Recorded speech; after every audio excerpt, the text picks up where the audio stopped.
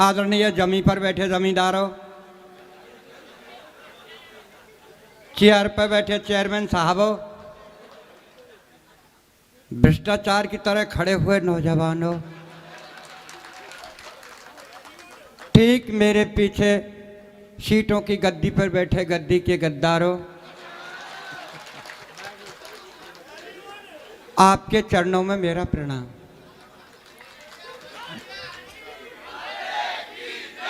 भाई साहब, मैं बहुत सीधा साधा कवि हूं। मैं बिल्कुल शांत बैठा, सार्थक जी ने मुझे उठाया। मैं भगवान से प्रार्थना कर रहा हूं, हे भगवान, जिसने मुझको उठाया उसको तू उठा। वाह वाह, क्या बात है। एक बात और कहने जा रहा हूं साहब, मैं ठीक गांव से निकला हुआ कवि हूं। मैं मात्र 8वीं पास हूं। ये जितने कवि हैं बड़े विद्वान कवि हैं, किसी पीएचडी है, कोई एसटीजी है, कोई एमए, कोई बीएड है, पढ़ लिख के ने कोई तीर तो मारने लियो कर कपताई रहे, वो 8 पास मैं कर रहा हूं। एक बात और कहने जा रहा हूं साहब, बढ़िया भाई। कि मैं 8 पास कवि हूं। कोई अल्फाज मेरे मुंह से ऐसे निकल जाएं तो आप मुझे माफ कर देना साहब। तो माफ के अलावा आप मेरा करोगे ही क्या? मैं एक बात बताऊं साहब, जब मेरी सगाई नहीं हुई, शादी नहीं हुई, कोई नहीं आया, तो मैं बाबा निर्मल जी के यहाँ चले गया। हाय हाय, क्या। मैंने कहा बाबा मेरा कहीं से संबंध नहीं हो रहा है। बाबा ने कहा बेटा तेरे जेब में क्या है? मैंने बताया बाबा फोटो है। बोल बता किसका है? उनको बताया। मैंने कहा अरे बोले ये तो अटल बिहारी वाजपेयी का है। बोले इसको पटक दे। तो मैंने कहा बाबा क्या रखूं? बोल दिग्विजय सिंह को धर ले। भाई साहब, जिस दिन से दिग्विजय सिंह का फोटो रखो, तमाम सगाई वाले आना शुरू हो गए। आमे चले जाएं, आमे चले जाएं साहब। एक दिन सगाई वाले जाने लगे, मेरे पिताजी ने उनको पूछा, बोले भाई साहब, बोला आपने लड़का देख लियो? तो सगाई बोले ठीक है हमने तो देख लियो, पर अब या कोई डॉक्टर को बताइयो। अरे डेगिया जी, आप एक बात बताएं, अगर फोटो दिग्विजय सिंह के से सगाई हो जाती तो राहुल गांधी ने तो पूरा ही रखा हुआ है। भाई राहुल गांधी का हो नहीं रहा है, उसमें एक कारण है। जब जब सोनिया जी भाषण करती हैं, जब यही बात कहती हैं कि बहु मत दो, तो राहुल बाबा को हुए कहां थे जब बहु मत दो ही के ही है। लीजिए साहब, मैं अपनी औकात पा रहा हूं। स्वागत है, स्वागत है। जब मैं घर से चला, मेरी धर्मपत्नी ने कहा कहां जा रहे हो? मैंने कहा मैं उत्तर प्रदेश नौझील जा रहा हूं। बोल ठीक है चले जाना, थोड़ा सा डिनर कर जाना। मैंने कि पगली डिनर शाम के भोजन को कहते हैं। घरवारी बोली शाम कोई दरिया तो है ही, और खासकर तेरे लिए रखे हो। बोल क्यों? बोल रहा थे हम कुत्ता मुंह देगो, मुझे फेंकना पड़ता इसलिए आप डिनर ही कर जा। भाई साहब, मैं वेयर बस अड्डे पे आया। कंडक्टर बुरी तरह चिल्ला रहा, बाबा कहाँ जाएगा, बाबा कहाँ जाएगा? मैंने गुस्से में कह दिया स्वर्ग जाऊंगा, ले चलेगा क्या? ड्राइवर बोले बोल बाबा आप मेरे पहिया के नीचे तो आ जाए, स्वर्ग पहुंचा दूं। मैंने गुस्से में कहा मैं ड्राइवर तेरे 64 दांतों को तोड़ दूंगा। कंडक्टर बोला बुड्ढे क्यों झूठ बोलता है, कहाँ इसके 64 दांत? में मुझे पता है, बीच में तू भी तो बोलेगा 32 तेरे और 32 यार। बहुत अच्छे भाई साहब, सार्थक जी उसी बस में थे, मुझे पता नहीं था सार्थक जी बैठे। भाई साहब, मैं जैसे ही बस में बैठा, मैंने सार्थक से कहा भाई साहब विकलांग हूँ पैर से। सार्थक जी आप मुझे बैठ जान दो। मेरे से कहा पीछे जा। एक पीछे वाले मदन भी बैठे, उनसे कहा मैं बैठ जान दो। भाई आगे जा, भाई साहब आगे जा, पीछे जा। 15 मिनट हो गई, किसी ने बैठने को जगह नहीं दी। पर ड्राइवर बहुत अच्छा था, जाने कब से मेरे को देख रहा है। बोला बोल बाबा क्यों होते हो परेशान, आओ मेरे बोनट खा लिया, बोनट पर बैठ जाओ। भाई साहब, मैं ड्राइवर के पास बोनट पर बैठ गया। बस चली, 3 किलोमीटर जाकर के रुकी। कारोई पेंट, कारी बुरसट, कारी चश्मा, देखने में सचमुच ऐसी लग रही थी करश्मा।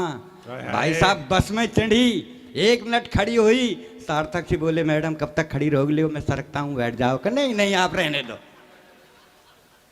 फिर एक सज्जन ने कहा बोल मैं खड़ा होता हूँ, बैठ जा। बोल नहीं, लेकिन भाई साहब सच बताऊं वो किसी के पास नहीं बैठी, और धीरे धीरे आके मेरे ही पास बोनट पर बैठी। भाई साहब, हंसने की बात नहीं है, हंसने की बात नहीं है, सब अपनी अपनी किस्मत का खेल है। भाई साहब, बस चली, थोड़ी दूर जाने के बाद बस खाली हुई, एक सवारी उतरी, बस सीट खाली हुई। मैं उस सीट पर जाकर के बैठ गया। मुझे बीड़ी पीने की आदत थी, मैं बीड़ी पी रहा था। उस बस में एक औरत थी, औरत के गोदी में बच्चा था। तो वो औरत मेरे से बोली, बोल बाबा आप पढ़े हो? मैंने कहा हाँ पढ़ा हूँ। बोल कितना? मैंने 8 पास किया है। तो बोल देख खिड़की के बगल में क्या लिखा है? भाई साहब बस में लिख रहा था बीड़ी पीना मना है। मैंने कहा बेटी इसमें तो ये लिख रहा है बीड़ी पीना मना है। तो जब आप बीड़ी पीना मना है फिर भी आप बीड़ी पी रहे हो? भाई साहब मैंने बीड़ी तुरंत फेंक दी और बैठ गया। थोड़ी दूर चलने के बाद वो बच्चा रोने लगा। वो अपने बच्चे को दूध पिलाने लगी। थोड़ी देर बाद मैंने कहा बेटी तू पढ़ी है? कहा? बोला हाँ बाबा मैंने तो एमए किया है। मैंने देख खिड़की के बगल में क्या लिख रहा है? तो उसमें लिख रहा था चलती बस में शरीर का कोई भी अंग बाहर ना निकालें। भाई साहब मुसाफिर बस अड्डे पे आया, एक भिखारी आया और मेरे से बोला बाबूजी बाबूजी। मैंने बोल क्या बात है? बोल 2 रुपए दे दो। मैंने क्या करेगा? बोल चाय पीऊंगा। अरे मैंने कम वक्त चाय 2 रुपए की आती है, चाय तो 5 रुपए की आती है। अगर मांगता तो मेरे से 5 रुपए मांगता। भाई साहब भिखारी का जवाब देखिए। भिखारी हाथ जोड़ के मेरे से बोला बाबूजी जाकी जैसी हैसियत होए हम बाप ऐसे ही पैसा मांगे। जाकी जैसी हैसियत होए हम बाप है ऐसे मैं सब ऐसे ही पैसे मांगे। तो मैंने कहा भिखारी से ठीक है भैया मेरी हैसियत ऐसी है। सार्थक जी वहाँ बैठे थे, मैंने तुरंत इनकी तरफ हाथ कर दिया। मैंने कहा भैया इनते ले ले। तो भाई साहब भिखारी ने सार्थक जी को ऊपर देखा और नीचे देखा और फिर हाथ जोड़ के वो भिखारी मेरे से बोला बाबूजी। मैं बोल क्या बात है? बोले खुदा ही भिखारी सो लग रहा है, हमको कहा देगो। भाई साहब छोकरवारे बस अड्डे पे आया, एक भिखारी और मिला, मेरे से बोला बाबूजी बाबूजी। मैंने बोल क्या बात है? बोल 10 रुपए दे दो। मैंने क्या करेगा? बोल चाय पीऊंगा। अरे मैं कम वक्त चाय 10 रुपए की आती है, चाय तो 5 रुपए की आती है। अगर मांगता तो मेरे से 5 रुपए मांगता। भाई साहब भिखारी का जवाब देखिए। भिखारी हाथ जोड़ के बोला बाबूजी 5 रुपए की मैं पीऊंगा, 5 रुपए की मेरी प्रेम का तो पिएगी। अरे मैंने कहा तू भिखारी होकर के प्रेम का रखता है? बोल बाई के चक्कर में भिखारी बनी हो ना, मैं महलन में रह रहा हूँ तेरी तरह पहले। लीजिए भाई साहब जब ठीक मैं भरतपुर में आया तो एक बच्चा दौड़ता हुआ आया और मेरे से बोला अंकल। मैंने कहा हाँ बेटा। बोल पीछे से 2 आंटी आवाज लगा रही हैं। भाई साहब पीछे मुड़ के देखा तो सचमुच 2 औरतें मेरे पीछे दौड़ी आ रही। मैं खड़ा हो गया, मेरे से आकर के बोली बाबा। मैं हाँ बेटा। बोल तेरा फोटो दे जा, तेरा फोटो दे जा। मैंने कहा भाई मेरा फोटो ले जाकर आप क्या करेंगी? बोल बाबा रात को हमारे बच्चे रोते हैं, तेरा फोटो दिखाएंगे, बच्चा रो मत नहीं हुआ। और भाई साहब जब ठीक मैं आपकी बस्ती में आया तो मुझे किसी ने नजर उठा करके नहीं देखा, पर एक डॉक्टर साहब ने जरूर देखा और बोले बोल बाबा कहाँ जा रहे हो? मैंने कहा साहब नौ झील में एक कब सम्मेलन है, मैं उसमें जा रहा हूँ। बोला आप कभी हो? मैंने कहा हाँ कभी हूँ। बोला आप क्या ही के कभी हो? आप तो बीमार हैं। अरे मैं डॉक्टर साहब मैं बीमार नहीं हूँ। बोले मैं डॉक्टर हूँ, मेरा विश्वास कर।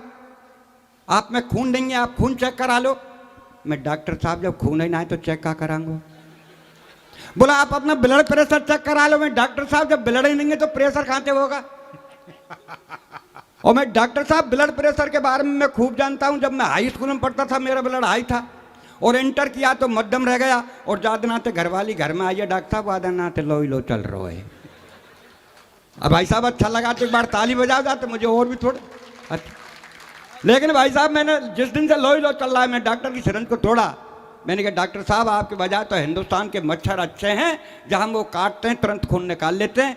माफ़ करना साहब मैं उत्तर प्रदेश के डॉक्टरों के बारे में कोई रचना नहीं पढ़ रहा हूँ, मैं जयपुर के उस अस्पताल की रचना पढ़ रहा हूँ कि मरीज का दाना पैर कटना था और डॉक्टर साहब ने बायां पैर काट दिया। क्या बात है, वाह वाह। मरीज का दाना पैर कटना था और डॉक्टर साहब ने बायां पैर काट दिया। 4 पंक्ति आपके चरणों में रख रहा हूं, अच्छी लगे तो आशीर्वाद मुझे देना और अगर पसंद नहीं आए तो सार्थक जी से कहना कि किसको यहाँ खड़ा कर दिया। कि एक मरीज की अंतिम चल रही थी घड़ी, एक मरीज की अंतिम चल रही थी घड़ी और डॉक्टरों की भीड़ घेरे खड़ी। तो डॉक्टर साहब मरीज से बोले भैया तेरी अंतिम इच्छा वो तो बता जा। मरीज बोला डॉक्टर साहब मेरी अंतिम यही इच्छा है कि मेरी जगह तू मर जा। मरीज बोला बोल डॉक्टर साहब मेरी अंतिम यही इच्छा है कि मेरी जगह तू मर जा। तो डॉक्टर साहब हो गए नाराज। मरीज बोला हजूर आप क्यों होते नाराज, मेरी विनती पे दीजिए ध्यान, आप तो इस कलयुग के साक्षात भगवान। डॉक्टर बोला कैसे? मरीज बोला ऐसे कि चौराहे पर हुई हत्या को आप आत्महत्या में लिख सकते हैं, चौराहे पर हुई हत्या को आप आत्महत्या में लिख सकते हैं और दाहिने पैर की जगह आप बाएं पैर को काट सकते हैं। तो क्या डॉक्टर साहब मेरी जगह आप नहीं मर सकते हैं? क्या मेरी जगह आप नहीं मर सकते? भाई वाह वाह वाह वाह, बढ़िया व्यंग है, वाह। देखिए साहब, मेरी धर्मपत्नी ने मेरे से कहा तेरी उम्र 60 साल की हो गई, या हाथ से लिखना बंद कर दे। तो मैंने कहा क्या लिखूं? बोले ओज लिख। अरे मैंने कहा बाबरी मुझ में बोझ ना है तो मैं ओज क्या लिखूंगा? और भाई साहब ओज में इसलिए नहीं लिख सकता कि हमारे भाई साहब बहुत वरिष्ठ कवि मनवीर जी एक ओज के बहुत अच्छे कवि हैं। एक दिन ओज की कविता पढ़ रहे थे साहब, इनकी पड़ोसन इनकी कविता सुन के इनकी धर्मपत्नी से कहा, बोले बहन जी मनवीर जी तो ओज की बहुत अच्छी कविता पढ़ते। बोल बहन मैंने कभी सुनी नहीं। बोल मेरे साथ चल, कल कब सम्मेलन है।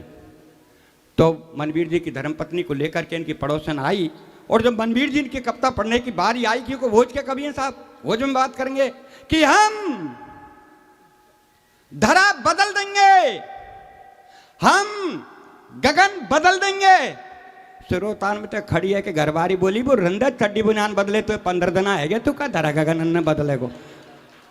इसलिए साहब अपन ओज नहीं लिख सकते। तो घरवारी ने कही बोल श्रृंगार लेके, मैंने भगवान ने रंग रूप ही ना दियो। तो बोल गीत लेके, मैंने कहा मैं गीत नहीं लिखूंगा। मेरे देश में ऐसे से गीत चले जो बंटा ढार कर दिया। भाई साहब मैं छोटा था, मेरे बाबा कहते गीत गा। भाई साहब मैं गीत गाता, काना बरसाने में आ जाइयो बोला गई राधा प्यारी, काना बरसाने में आ जाइयो बोला गई राधा प्यारी। और आज मेरे नाती से कहूं कि बेटा गीत गा, तो पता है नाती क्या गाता है? सर काले खटिया जाड़ो लगे, जाड़े में बलमा प्यारो लगे। ऐसे से गीत चले साहब। बोल तू ना मिली तो हम जोगी बन जाएंगे। मैंने कही मिल गई तो ककुआ में गिर के मर जाएगा।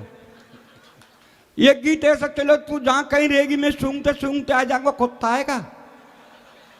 ये गीत ऐसे चलो, मैं दिल्ली से गई पूना, पूना से गई पटना, माहौने मिलो सजना, यहाँ जाती 9 झील में कितने चाहिए यहाँ चले जाती। इसलिए भाई साहब अपन गीत वीत नहीं लिखते, अपन तो देखते हैं जो लिखते हैं साहब। सुबह सुबह का वक्त मस्जिद की अजान और मंदिर की झालर कितनी लगती है प्यारी। सुबह सुबह का वक्त मस्जिद की अजान और मंदिर की झालर कितनी लगती है प्यारी। और चाय का प्याला लेके मेरी चारपाई के पास खड़ी घरवारी बोली अजी सुनते हो? मैंने कहा सुन रहा हूँ, बहरा नहीं हूँ, बोल क्या कहना है कह दीजिए। बोले मैं कब की खड़ी हूँ, लो चाय पी लीजिए।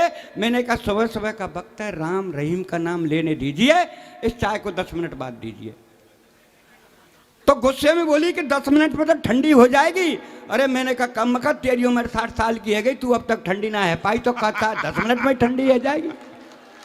भाई वाह वाह वाह। मैंने कहा कम मखत तेरी उम्र 60 साल की है गई, तू अब तक ठंडी ना है पाई तो कहा चाहे 10 मिनट में ठंडी हो जाएगी। भाई साहब इतनी कहने पर गुस्से में तेज कमरे से बाहर आके बड़े जोर से रोने लगी, भगवान से प्रार्थना करने लगी, हे भगवान मेरी एक अर्जी है, आगे आपकी मर्जी है, मेरा एक थोड़ा सा काम कर दीजिए, इस संसार से मेरे पति बाबूलाल ढीगिया को उठा लीजिए, मुझे विधवा बना दीजिए। इतनी सुनने पर अपनी गुस्से में तेज बैग उठाया कमरे से बाहर। घरवारी बोली कहाँ जा रहे हो भरतार? मैंने कहा आत्महत्या करने।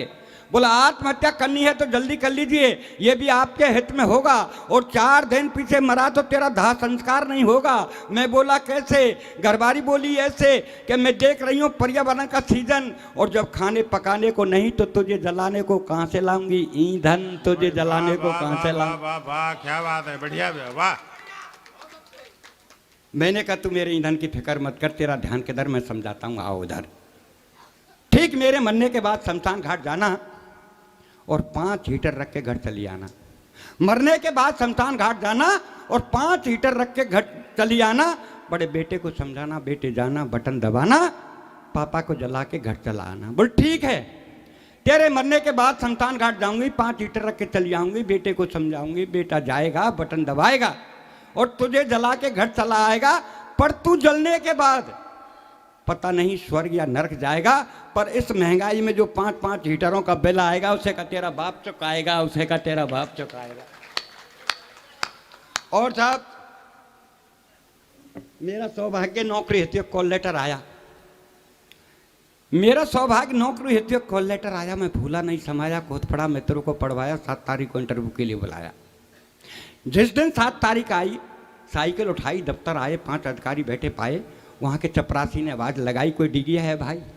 मैंने कहा भाई डिगिया तो मैं हूँ। बोला अंदर जाओ इंटरव्यू दे आओ। अंदर आया, अधिकारी जी को शीश नवाया। अधिकारी जी ने एक प्रश्न मेरी तरफ सरकाया कि बेटा भूगोल पढ़ी है? मैंने कहा जी पढ़ी है, खूब पढ़ी है, और 8 में तो 4 साल लगातार पढ़ी है। भूगोल पढ़िए, खूब पढ़िए, 8 में तो 4 साल लगातार पढ़िए। तो बोल बताओ वनों से हमें क्या लाभ होते हैं? मैंने कहा हजूर वनों से हमें बहुत लाभ होते हैं, वन हमारे बहुत काम आते हैं। चोरी डकैती अपहरण और बलात्कार करके वनों में तो छिप जाते हैं। भाई वाह वाह, क्या बात है, वाह। वन हमारे बहुत काम आते हैं, चोरी डकैती अपहरण और बलात्कार करके वनों में छिप जाते हैं और पुलिस की धरपकड़ से बच जाते हैं तो वीरप्पन का चलाई वीरप्पन के बाप बन जाते हैं। हजूर वन हमारे बहुत काम आते हैं, वन हमारे बहुत काम आते हैं। वाह वाह। दूसरे अधिकारी ने बुलाया, उसने भी यही प्रश्न आगे सरकाया। बोल बेटा पुलिस की धरपकड़ से बच जाते हैं, वीरप्पन के बाप बन जाते हैं और पुलिस की पकड़ में आ जाते हैं तब? मैंने कहा हजूर पिटते हैं जब, और 3 साल पीछे आत्मसमर्पण करते हैं, 4थी साल पर सीधे दिल्ली की सीट पर बैठ जाते हैं। हजूर वन हमारे बहुत काम आते हैं, वन हमारे बहुत काम आते हैं। भाई वाह, बहुत अच्छे, बढ़िया व्यंग्य बाबूलाल जी। तीसरे अधिकारी ने बुलाया, उसने भी एक प्रश्न और सरकाया कि बेटा हिंदी के बारे में जानते हैं? मैंने कहा साहब हिंदुस्तान में रहते हैं, हिंदी को राष्ट्रभाषा मानते हैं, हिंदी के बारे में खूब जानते हैं। तो बोल बताओ ये गंगा कहाँ से आती है और कहाँ तक जाती है? गंगा कहाँ से आती है और कहाँ तक जाती है? मैंने कहा सर गंगा शर्मा जी के घर से आती है और वर्मा जी के घर तक जाती है। हाय हाय। गंगा शर्मा जी के घर से आती है और वर्मा जी के घर तक जाती है। शाम को मैला बदन गीले कपड़े वापस शर्मा जी के घर पहुंच जाती है। अरे बोल तू किस गंगा की बात कर रहा है? मैं उस गंगा की बात कर रहा हूँ जो हिमालय पर्वत से निकल बंगाल की खाड़ियों में गिरती है, दिन भर पापियों का पाप धोती है। मैंने कहा हाँ हजूर वो गंगा पापियों का पाप धोती होगी, पर ये गंगा जब सुबह सुबह शर्मा जी के घर से वर्मा जी के घर तक आती है तो दिन भर झूठे बर्तन और मैले कपड़े इस पेट की खातिर धोती है, वो इस पेट की खातिर धोती है। वाह। अंतिम अधिकारी ने बुलाया, उसने भी एक प्रश्न और सरकाया कि बेटा जनरल नॉलेज का ज्ञान? मैंने कहा साहब 100 नंबर में से 100 नंबर लाने वाला मैं ही हूँ एक जवान। तो बोल बता पद्मश्री अब की बार किसको मिली? मैंने कहा सर पद्मश्री तो अब की बार मुझे मिली। बोल पद्मश्री आपको? मैंने कहा जी हाँ। बोल कैसे? मैंने कहा ऐसे सर बैसाख में मेरी शादी हुई थी, मेरी धर्मपत्नी का नाम पद्मश्री है इसलिए मुझे मिली, पिछले साल का पता नहीं जाने किसको मिली।